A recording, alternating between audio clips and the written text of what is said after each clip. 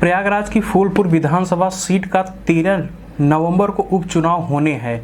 इसके लिए 18 अक्टूबर से नामांकन की प्रक्रिया शुरू हो गई है।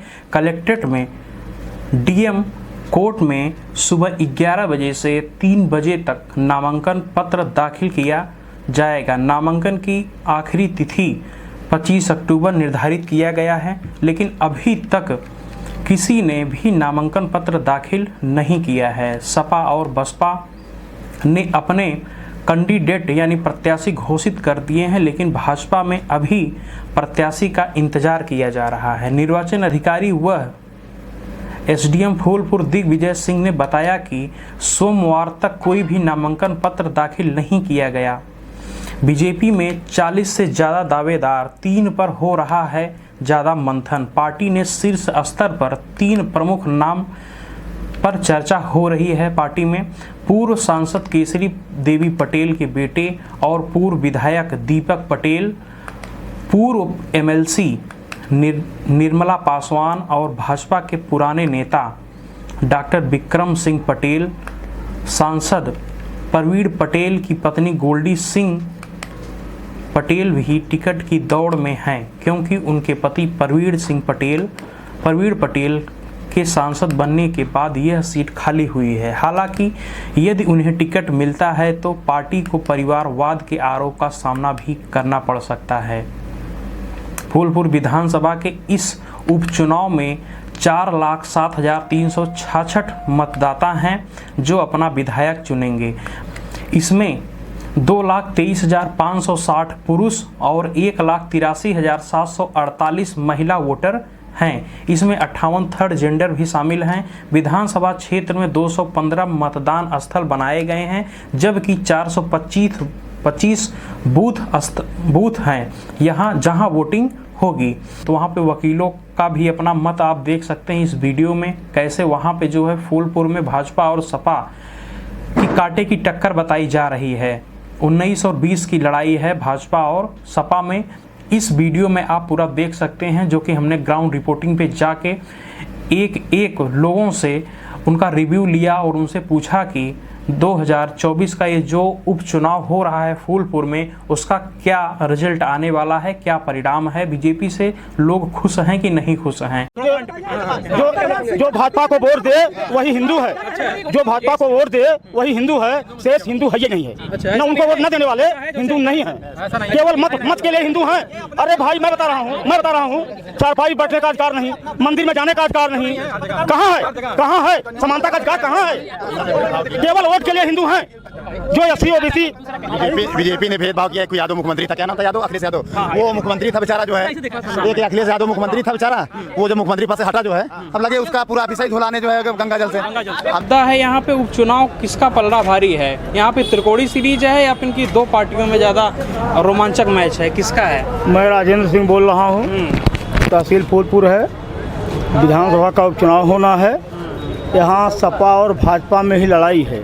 अच्छा, बहन जी का बुआ जी का क्या हाल है? चुनाव तो है ही है, सब लोग लड़ने का अधिकार है, लेकिन देश की मानसिकता प्रदेश की समय ये है, एक को हटाओ एक को लाओ। मतलब किसी को हटाओगे तभी किसी को लाओगे। तो योगी सरकार को हटाना चाहते हैं लोग। अच्छा, आप लोग योगी सरकार से खुश नहीं हैं? खुश तो इसलिए नहीं हैं, सबका साथ सबका विकास भाई साहब 10 साल देखा गया, केवल 5 किलो गल्ला के अलावा कोई साथ नहीं आया। रोजगार नहीं मिला क्या किसी को? रोजगार का तो अकाल पड़ गया है देश में। अच्छा, अकाल जी की कहे थी देश गंगा जी क्या वकील साहब? हाँ सही कह रहे हैं भैया जी। हाँ जी भैया, मैं राकेश कुमार पाल बोल रहा हूँ।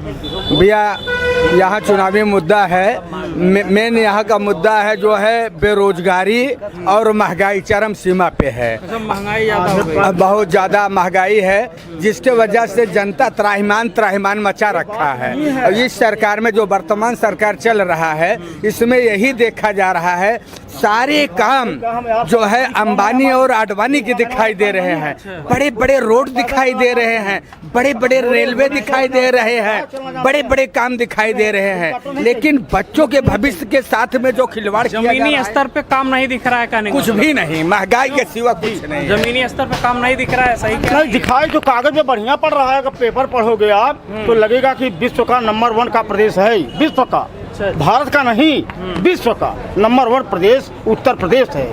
लेकिन ऑन कागज, on record, only for no जमीन, जमीन पर कुछ नहीं है, रसातल में जा रहा है। अच्छा, शिक्षा के बारे में कुछ बोलना चाहते शिक्षा हैं? तो इतना बढ़िया है, वैदिक शिक्षा चालू हो जानी चाहिए। लोकतंत्र देश को हटा के राजतंत्र कर देना चाहिए, लोकतंत्र को हटा के राजतंत्र बना देना चाहिए, अब वैदिक शिक्षा लागू कर देना चाहिए। चुनाव खत्म हो जाना चाहिए। अब चाहिए तो यही, राजतंत्र का मतलब चुनाव नहीं, राजतंत्र का मतलब चुनाव ही नहीं। चुनाव खत्म हो जाएगा। अरे राजतंत्र आएगा, चुनाव खत्म हो जाएगा, राजतंत्र का व्यवस्था बनाई जा रही है। हाँ भाई साहब। अरे राजाओं का सिस्टम चलेगा तब। भाई राजतंत्र में तो होता है कि राजाओं का सिस्टम चले, जो है चुनाव हटाओ, जो है राजा बनाओ। तो यहाँ पे पलड़ा किसका ज़्यादा भारी है, ये बताइए, सपा का कि भाजपा का या फिर बसपा का? यहाँ पे सबका बराबर है, इसमें चल रहा है सिस्टम। कोई तो होगा 20 19 20 है कौन जो है, है? लेकिन हमारे यहाँ थोड़ा भाजपा इसमें उछाल में ज़्यादा है, जो है आगे है। वही जीतेगा जो जिसका गंगा जी पे नया पुल बनाएगा। हम लोग फूलपुर वासियों को सबसे बड़ी समस्या ये होती है कि हम माघ मेला में 2 महीने और सावन में 1.5 महीने कांवड़ यात्रा के कारण इलाहाबाद शहर से आने जाने में हमें घोर असुविधा का सामना करना पड़ता है। इस उपचुनाव में जो भी पार्टी हम लोगों के लिए गंगा जी में एक नए पुल का निर्माण करने का वादा करेगी, हम पूरे फूलपुर वासी, ये विधानसभा वासी उसी को वोट देके जिताएंगे, क्योंकि हम लोगों को सबसे बड़ी समस्या 4 महीने आने जाने की यात्रा की दिक्कत होती है। हम लोग सारा दिन जाम में फंसते हैं, शास्त्री पुल पे 6-6 घंटे जाम लग जाता है कांवरियों के कारण, और सबसे बड़ी समस्या माघ मेला के कारण। इसीलिए हम सब क्षेत्रवासियों ने निर्णय लिया है कि जो भी यहाँ पुल बनाएगा, आश्वासन देगा, हम उसी को मतदान करेंगे, ताकि हमारी आवागमन की समस्या दूर हो सके। यमुना जी, गंगा जी पे एक और पुल का निर्माण होना चाहिए, बस। आप क्या कहना चाहते हैं? वकील साहब ने तो बता दिया है, ओवर ब्रिज चाहिए, जाम से निजात चाहिए, तो ये सब चीज़ें मुद्दे हैं कि नहीं यहाँ पे? भाई ये सब कोई मुद्दा नहीं है। देखिए, जैसे जैसे जनसंख्या बढ़ेगा वैसे वैसे हर सुविधाएं बढ़ती चली जाएगी। वो जो भी सरकार रहेगा उसको करना पड़ेगा। यहाँ फूलपुर में कभी पगडंडी जैसा रोड था, आज चौड़ा हो गया, फिर भी उस समय भी जाम लगता था, आज भी जाम लग रहा है। जाम, ये जनसंख्या बढ़ रहा है तो इसका प्रभाव तो उस पर जाना ही जाना है। लेकिन रही बात ये कि सरकार से जो हम लोगों की बहुत बड़ी आशा और उम्मीद था, उस पर ये बिल्कुल खरा नहीं उतर रहे हैं, जिसके वजह से जनता इनसे अपना मुख मोड़ता न। आशा उम्मीद क्या थी? 5 किलो राशन तो मिल रहा है, 10 किलो राशन। 5 किलो राशन से जिंदगी नहीं बीतने वाला है भाई मेरे।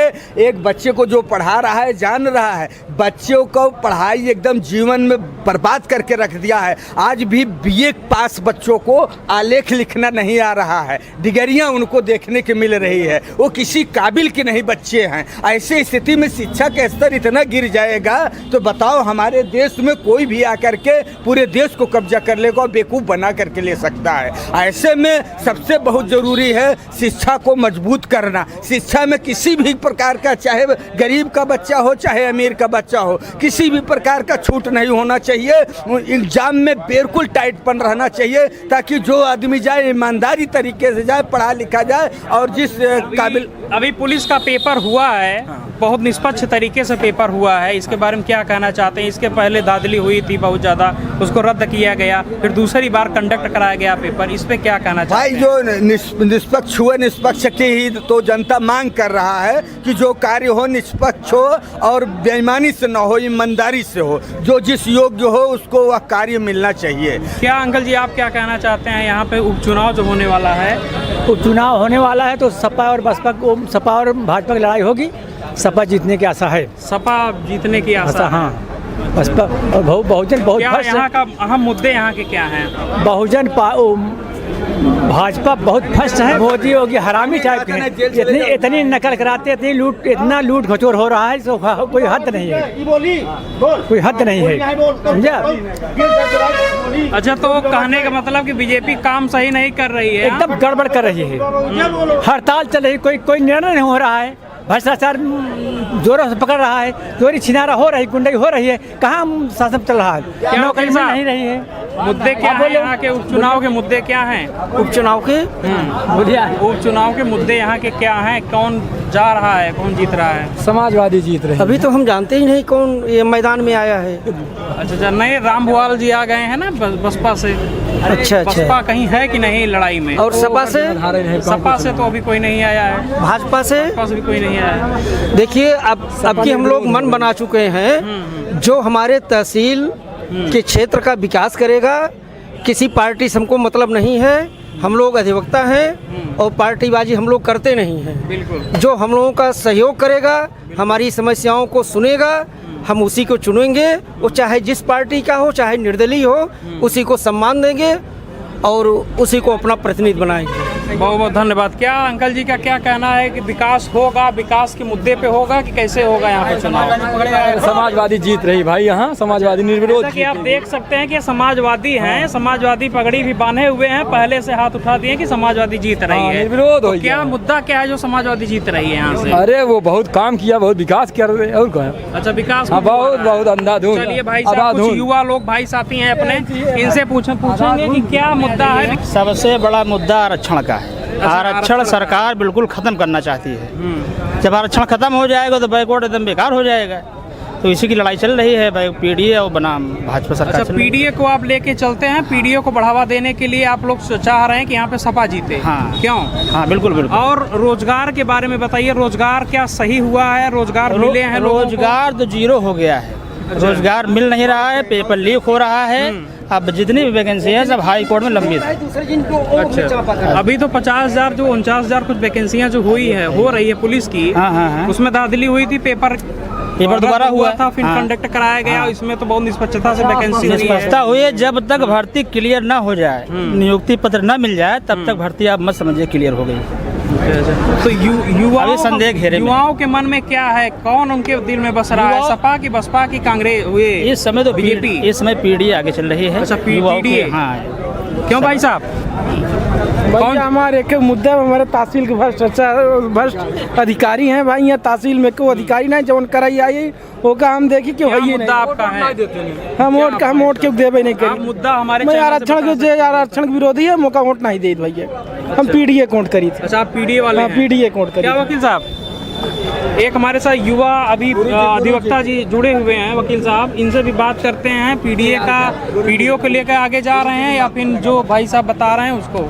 ऐसा है, हम ज़्यादा कुछ नहीं, बस यही है कि भाई सरकार के जो बारे में, अब तो भाई अपने हम बीजेपी वाले हैं। अच्छा। हाँ, नहीं, बीजेपी वाले से मतलब नहीं है। आप क्या हैं उससे कोई मतलब नहीं है। ये बताइए कि विकास हुआ कि नहीं 10 साल में? नहीं, क्यों नहीं विकास हुआ, काफी ज्यादा विकास हुआ है। ऐसा नहीं, क्या विकास हुआ? अरे क्यों नहीं, रोजगार कितना मिला? शिक्षा व्यवस्था में क्या हुआ? चिकित्सा व्यवस्था, रोजगार भी मिला है, विकास भी मिल रहा है, हर जगह रोड बनी, बिजली काफी ज्यादा बीजेपी सुविधा भी दे रही है। बस लोगों को थोड़ा बहुत वो हो रहा है कि जिसकी गवर्नमेंट रहेगी रोड तो बनवाएगी ही। अरे तो रोड बनवा रही है, लेकिन बीजेपी भी काफी अच्छा तक काम कर रही है, ऐसा नहीं है। अच्छा, बीजेपी अच्छा काम कर। भाई साहब, आपका क्या कहना है?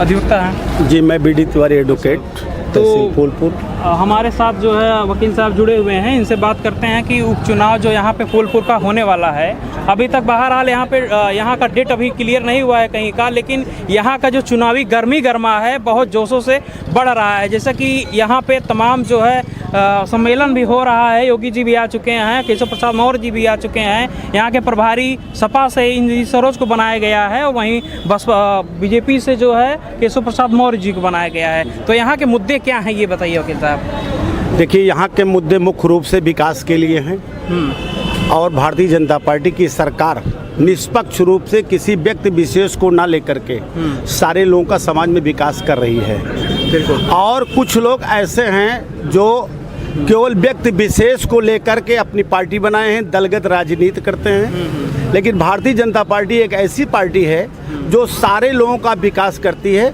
और सारे लोगों का विकास कर रही है। माननीय मुख्यमंत्री योगी आदित्यनाथ जी जो फूलपुर पे आए हुए हैं, उन्होंने सारी अधिक से अधिक नौकरियों का रोजगार मेला लगा दिया और काफ़ी संख्या में लोगों को यहाँ रोजगार मिला। माननीय मुख्यमंत्री जी का इस फूलपुर की धरती पर स्वागत है। उन्होंने आकर के इफ्को जैसे प्रांगण में लोगों को स्वयं रोजगार मुहैया कराया है और महाकुंभ जैसे दिव्य स्थान जो प्रयागराज की धरती पर है, उस पे चारों तरफ से विकास हो रहे हैं। विकास की गंगा बह रही है। यहाँ का मतदाता मूक है और अपने नियत समय पर सही सरकार के लिए वोट करेगा। बहुत बहुत धन्यवाद। आप इनसे ले लीजिए। वकील साहब ये बताइए कि उपचुनाव जो होने वाला है, किसका पलड़ा ज़्यादा भारी है? देखिए, मैं इब्न हसन एडवोकेट फूलपुर, यहाँ विकास और किसी जाति विशेष या धर्म विशेष के खिलाफ जो ये भाजपा सरकार है, उसके खिलाफ जनता है। जनता ये कह रही है कि किसी जात विशेष या धर्म विशेष को टारगेट बना के अपना वोट बैंक ना बनाइए। हाँ, जिस तरह से अभी सुल्तानपुर की घटना है, डकैती में 4 लोग थे, 3 को छोड़ दिया गया, 1 को इनकाउंटर कर दिया गया। अब वो किसी जाति विशेष के थे जिसके पैर में गोली मारी गई और जिसको मारा गया वो किसी दूसरे जाति विशेष का था, उसको इनकाउंटर कर दिया गया। इसी तरह से तमाम मुद्दे हैं। बलात्कार होता है, अगर मुस्लिम वर्ग का है बलात्कारी तो उसके खिलाफ जो है कार्रवाई अच्छी होगी। अच्छा, इस गवर्नमेंट में मुस्लिमों को मुस्लिम या तो फ्रंट पे रखा गया है। फ्रंट पे रखा गया है, इसलिए रखा गया है कि उनकी ये सोच है कि इनको हम टारगेट बनाएंगे तो जो जनता है वो हमको वोट देगी। मुस्लिम को, यादव को या उनके विरोध में जो भी खड़ा होगा उसको ये टारगेट बनाएंगे। ये है इनका जो है। अच्छा, यहाँ के मुद्दे क्या हैं? लोग यहाँ पे जो वोटिंग करेंगे किस बेस पे करेंगे? शिक्षा, चिकित्सा व्यवस्था क्या? शिक्षा भी भ्रष्ट हो गई है। विकास की जो भी गति थी आज से 10 साल पहले बिल्कुल रुक गई है। अब आप ये देखिए कि तहसील में जिस तरह से भ्रष्टाचार हो रहा है, कोई काम नहीं हो रहा है। आज 10 दिन से जो है ये बंद है। किसी के ज़मीन पे जबरन कब्जा हो रहा है। थानेदार जो है खुद मालिक हो गया है। जो भी पैसा लेता है वो थानेदार लेता है, किसी का नहीं सुनता। जो भी करना होता है वो थानेदार करता है। कोई नेता वहाँ बोल नहीं सकता। और आप देखिए वैकेंसी शिक्षा का वो ये अभी हुआ, अध्यापक वाला हुआ है, 69,000 वाला हुआ है। आप लोग तो खुद ही देख रहे हैं कि क्या हो रहा है। के बारे में आप क्या कहेंगे? आरक्षण, कुछ लोगों ने आरक्षण के बारे में तो हम ये कहेंगे कि जिसकी जितनी मतलब आबादी है उतनी हिस्सेदारी होनी चाहिए। अच्छा, जितनी भागीदारी उतनी हिस्सेदारी। ये का नारा है। ये देखिए, ये सबका नारा होना चाहिए। ये सबका नारा होना चाहिए। अब यहाँ पे ये नहीं रह गया है कि ये आरक्षण इतना होना चाहिए उतना, जब 10% हमने दे दिया फॉरवर्ड को। अब ये होना चाहिए कि जितना हिस्सेदार हैं, जितनी आबादी हमारी है उसी हिसाब से वो देना चाहिए। अगर हम 25% हैं तो हमको 25% देना चाहिए। थाने में अगर ये इस तरह से जो है पुलिस आ गई किसी एक विशेष वर्ग की तो क्या करेगी? अभी आप देख लीजिए इसमें जो चल रहा है, ये इस इलेक्शन में मुस्लिम यादव को जो है वो अधिकारी नहीं बनाए जा रहे हैं, BLO हटा जा रहे हैं। इस तरह से मतलब कैसे होगा?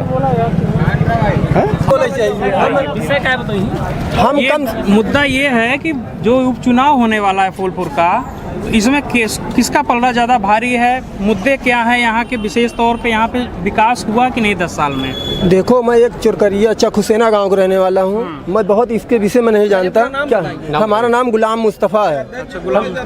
ठीक, मैं आज कम से कम 2-2.5-3 महीने से हमारा घर गिरा दिया गया है। मैं यहाँ पे आता हूँ। गिरा दिया गया जबरन, यानी कि वो बड़े आदमी हैं, हम छोटे आदमी हैं। वो 8 भाई हैं, हम अकेले हैं। हम थाने पे आते हैं FIR लिखाने के लिए, कोई सुनाई नहीं।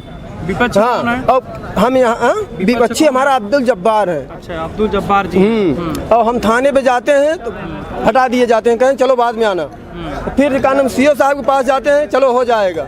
ठीक, और काम कुछ भी नहीं होता। हमारा घर गिरा दिया, पूरे गांव गवाह हैं, प्रधान तक के भी गवाह हैं, नसीम उनका नाम है। ठीक, और फिर भी यहाँ कोई सुनाई नहीं है। मैं भाग भाग के आता हूँ, कोई सुनाई, मतलब कोई सुनाई नहीं है। यहाँ तक कि मैं क्या कहता हूँ, मैं राइन बिरादरी हूँ, राइन बिरादरी जो सब्जी बेचते हैं, ये इतना यही है कि वो पैसा देता है इसलिए उसका काम होता है, हमारा काम नहीं होता है। हाँ, थानेदार, पूरे थानेदार सब पैसा लेते हैं। ठीक, हम बहुत दौड़ रहे हैं, हर एक कागज पूरा हमारे पास बना हुआ है, पूरा कागज है मेरे पास। आप सवाल करेंगे?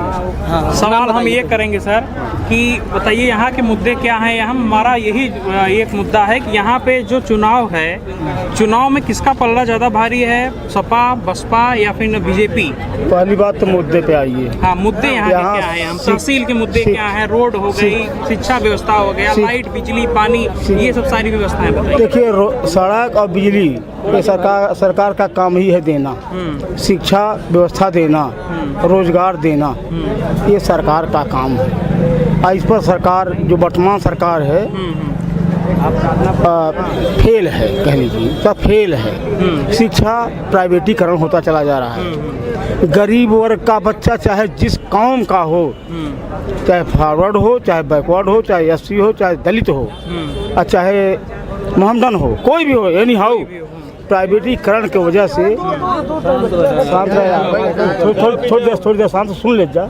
प्राइवेटीकरण की वजह से इनका मारा गला काटा जा रहा है। शिक्षा का प्राइवेटीकरण में ये है, हम कमाते हैं 300 रुपये, 300 रुपये कमाने वाला आदमी अपने बच्चे को 15,000 एडमिशन कहाँ करा पाएगा, 2,000 फीस कहाँ दे पाएगा। जो सरकारी संस्थाएं हैं उसको तोड़ा जा रहा है। अच्छा, सरकारी संस्थाएं भी तोड़ी? सरकारी संस्थाएं, स्कूल इसीलिए बंद होते चले जा रहे हैं। ये प्राइवेटीकरण कर लेंगे तो आरक्षण देना नहीं पड़ेगा।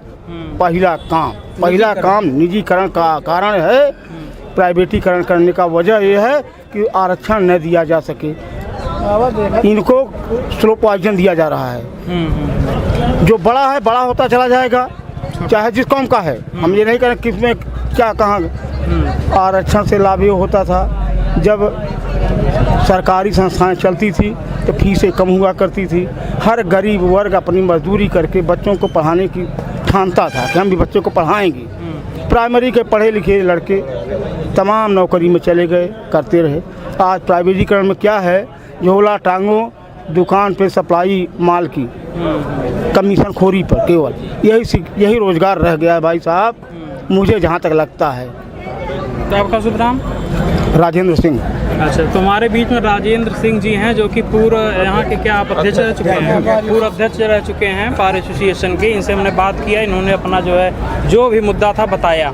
और भाई साहब आप बताइए कि क्या यहाँ पर मुद्दे हैं? एक चीज़ और बता दें, कैंपस में आप केवल अधिवक्ताओं का ही लीजिए और बाहर आप जाकर के चाहिए बाहर, इसीलिए तो हम अंदर आए डायरेक्ट। तो आप बोलिए। भैया हम बोले चाहते हैं, आप बताइए कि यहाँ पे क्या मुद्दा है, आपकी क्या विशेष तौर पे क्या प्रॉब्लम है, समाज का क्या मुद्दा है, ये सब बताइए। उपचुनाव का क्या यहाँ पे स्थिति है? उपचुनाव की स्थिति है कि जो योगी सरकार है पूरी फेल है। एक तो बीसी को लेकर 69,000 जो वैकेंसी आई थी उसमें बीसी को न दे करके जनरल को दे दिया गया। और हमारे जो है कि उच्च न्यायालय ने एक आदेश पारित किया कि आप जो है फिर से इसकी सूची बनाइए, क्षैतिज और ऊर्ध्वाधर। उन्होंने कहा कि जो लड़के ज़्यादा नंबर पाए हैं और फॉरवर्ड में जाते हैं, ज़्यादा नंबर पाने के बाद फॉरवर्ड वाले में जो है जनरल फाइट कर रहे हैं, उसमें जा रहे हैं, उनको उनमें स्थान दे दिया जाए। ये सरकार ने उसको नहीं किया। उसको लेकर के हमारे छात्र जो है वो धरना प्रदर्शन किए, केशव प्रसाद जी का घर घेरे, उसके बाद जो है कि अनुप्रिया पटेल जी का घर घेरे, फिर भी उनको न्याय नहीं मिल रहा है। अगर वो न्याय मानने जाते हैं तो लाठी मिलती है। और शिक्षा का इतना पतन है, शिक्षा पे 18% जीएसटी उन्होंने कर दिया है, हीरे पे 2% है। ये चाहते हैं कि बीसी और ओबीसी और एससी पढ़ने ना पाएँ। अगर शिक्षा पैदा होती है तो शिक्षा सवाल करती है, और जो पढ़े लिखे नहीं लोग हैं सवाल कहाँ से करेंगे? तो सरकार यही चाहती है, सरकार को मूलभूत जनता की सुविधाएं होनी चाहिए। शिक्षा, स्वास्थ्य ज़्यादा जरूरी होती है और सरकार की ये मूलभूत व्यवस्था होनी चाहिए। लेकिन जो अभी हमारे अध्यक्ष जी ने कहा कि सरकार स्कूलें बंद कर रही है। फेल है योगी। नाम बताइए सर, थोड़ा सा इधर किस मुद्दे बात हो रही है? मुद्दा ये है कि लोग जो उपचुनाव जो यहाँ पे होने वाला है विधानसभा, इसके क्या मुद्दे हैं, कौन यहाँ पे आ रहा है, कौन इसका टक्कर क्या है, 2 लोगों 3 लोग? अभी नाम तो कोई आया नहीं किसी का। नहीं, कुछ तो चलता होगा दिमाग में ना कि सपा जो है या फिर बसपा है या फिर बीजेपी है, कौन है?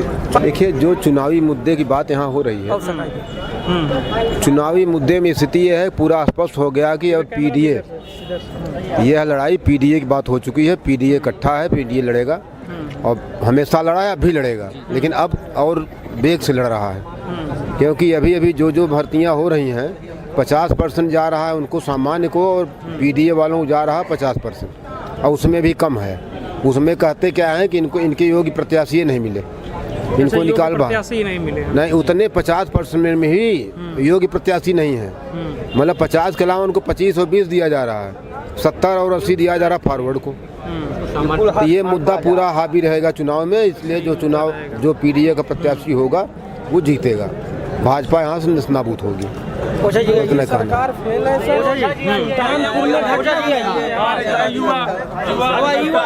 युवा अधिवक्ता ओझा जी जिंदाबाद। बोलना है पहले ये क्या है, उपचुनाव के मुद्दे क्या हैं, कौन आ रहा है यहाँ से? अपनी राय रखिए सर। अच्छा, राय बीजेपी, सपा, बीएसपी में कौन आ रहा है? देखिए, यहाँ तो मामला 2 ही है, एक तो बीजेपी और दूसरा हमारे सपा का। ठीक है, कुछ सही चीज़ें हैं जिसका समर्थन हमारे सपा के कार्यकर्तागण नहीं करना चाहते हैं। भाई ऐसा नहीं है कि सारे लोगों का जो है कार्य अच्छा ही होता है, कुछ लोगों का कार्य होता भी है लेकिन जो उनको दिखाई नहीं देता है। भाई बीजेपी के समय में देखिए 2-3 चीज़ें बहुत बेहतर हुई हैं, जैसे कि बिजली, पानी, सड़क, जो कि लोगों की मूलभूत समस्याएं हैं, उस पर बहुत बढ़िया पकड़ है। और कुछ कार्य ऐसे हैं जो रोजगार की बात चिल्लाते हैं, हमारे विपक्षी जो है कि सपा के कार्यकर्ता चिल्लाते हैं कि रोजगार नहीं मिल रहा है। मैं उनसे ये पूछना चाहता हूं कि मान लीजिए कि 10 साल से यूपी में बीजेपी की सरकार है, मैं अपनी ही राय बता रहा हूं, व्यक्तिगत राय है कि जो कि विपक्ष ये कहता है कि हमको नौकरी नहीं मिली, रोजगार नहीं मिल रहा, मेरी ये समझ में नहीं आता कि रोजगार अगर नहीं मिल रहा है तो कार्य कैसे कर रहे हैं। भाई लोगों को समझना चाहिए कि अच्छाई और बुराई दोनों चीज़ों को इन्होंने देखना चाहिए, लेकिन ये विपक्ष की पार्टी बुराई को नहीं देखना चाहती, सिर्फ ये गुंडई नहीं कर पा रहे हैं इस समय, इसलिए सबसे ज़्यादा तकलीफ इनको गुंडई से है कि जहाँ हम जाते थे और टेबल जो है थमकाते थे, मेरा काम हो जाता था, वो चीज़ें नहीं हो पा रही हैं। मूलभूत जो उनकी समस्या ये है, उनकी समस्या जो थी वो अपने समस्या को लेकर ज़्यादा परेशान है, वो संसार की समस्याओं से या ये चीज़ें नहीं दिखाई। भाई यहाँ जहाँ हम लोग खड़े हैं, एक समय होता था कि ओवरब्रिज न बनने से कितनी समस्या थी, आज देख सकते हैं कि बीजेपी के ही समय में ये ओवरब्रिज बना है, रोड की भी व्यवस्था बहुत बेहतर है, लेकिन ये चीज़ें उनको दिखाई नहीं देती हैं। थोड़ा बहुत अपने अपने लोगों की समस्याएं चल रही हैं लोगों की। हाँ, एक चीज़ और कहना चाहेंगे कि बीजेपी के समय में सरकारी कर्मचारियों के ऊपर इनका जो है कोई भी लगाम जी सबसे बड़ी बात ये मूल समस्या है कि ये चाहते हैं कि सरकारी कर्मचारी बिल्कुल बेलगाम हो चुके हैं। इस पे मैं भी इस चीज़ को समर्थन करना चाहूँगा कि भाई इनके साथ हूँ, लेकिन कभी कभी होता है कि ये लोग जो चीज़ें देखते हैं और देखते हुए भी अवॉइड करते हैं, ना देखने का अनदेखा करते हैं। लेकिन समस्याओं को देखना चाहिए, अगर सही चीज़ें हो रही तो उसका भी समर्थन करना चाहिए और गलत चीज़ें हो रही तो उसका विरोध भी करना चाहिए। लेकिन ये लोग जो है इनको सिर्फ विरोध दिखाई देता है बीजेपी का, लेकिन सही कार्य नहीं दिखाई देता बीजेपी का। कुछ लोग अंधभक्त टाइप जी, जो लोगों को बीजेपी के कार्यकर्ताओं को अंधभक्त बुलाते हैं, मैं इनसे बड़ा अंधभक्त मैंने कभी नहीं देखा सपा के कार्यकर्ताओं से। जो भाजपा को वोट दे, जो भाजपा को वोट दे वही हिंदू है, जो भाजपा को वोट दे वही हिंदू है, शेष हिंदू है ये नहीं है। न उनको वोट न देने वाले हिंदू नहीं हैं, केवल मत के लिए हिंदू हैं। अरे भाई मैं बता रहा हूँ, चारपाई बैठने का अधिकार नहीं, मंदिर में जाने का अधिकार नहीं, कहाँ है समानता का अधिकार, कहाँ है? केवल वोट के लिए हिंदू हैं। जो एससी ओबीसी बीजेपी ने भेदभाव किया। एक यादव मुख्यमंत्री था, क्या नाम था यादव, अखिलेश यादव, वो मुख्यमंत्री था बेचारा जो है, एक अखिलेश यादव मुख्यमंत्री था बेचारा, वो जब मुख्यमंत्री पद से हटा जो है, अब लगे उसका पूरा विषय धुलाने जो है गंगा जल से।